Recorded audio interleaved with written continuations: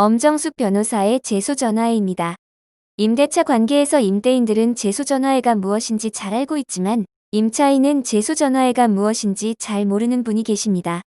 잘 모르는 정도가 아니라 전혀 모르는 분도 있습니다.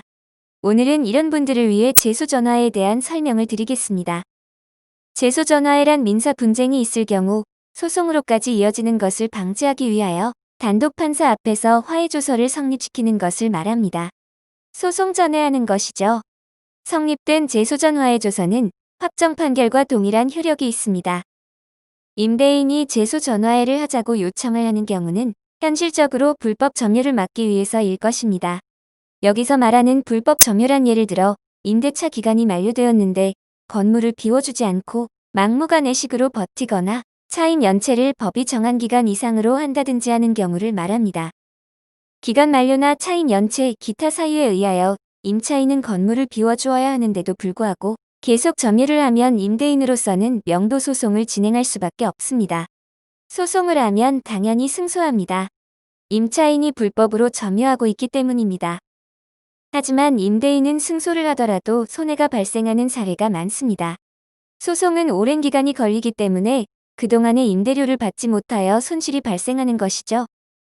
제소전화회 조서를 성립해두면 이런 상황을 미연에 방지할 수 있습니다. 조서에는 임차인이 불법으로 점유하게 될 때에 대한 조항이 들어가 있기 때문에 바로 강제 집행을 실시할 수 있습니다. 이런 설명을 드리다 보면 임차인은 그럼 나를 강제 집행하기 위해 제소전화회를 한다는 소린가? 라는 생각이 드는 모양입니다. 그렇게 생각하실 일은 아닙니다. 어디까지나 불법으로 점유하게 되었을 때를 이야기하는 것입니다. 이유 없이 강제 집행을 실시하지는 못합니다. 임대차 계약 기간이 끝나면 임차인은 건물을 비우고 나가는 것이 정상입니다. 또한 차임을 연체하지 말고 잘 내야 하는 것도 임차인의 의무죠. 만약 법이 정한 기간 이상 차임을 내지 못한다면 임차인은 건물을 비워주는 것이 당연한 일일 것입니다.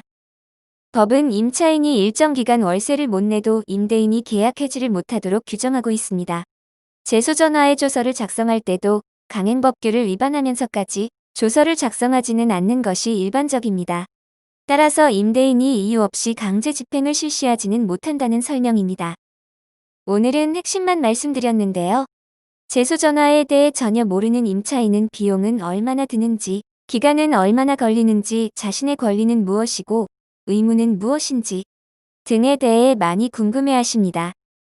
이 물음들에 대해서는 이미 홈페이지의 실무연구 자료로 잘 정리하고 있으니 홈페이지의 공지사항 메뉴에서 읽어보시고 도움받으시기 바랍니다.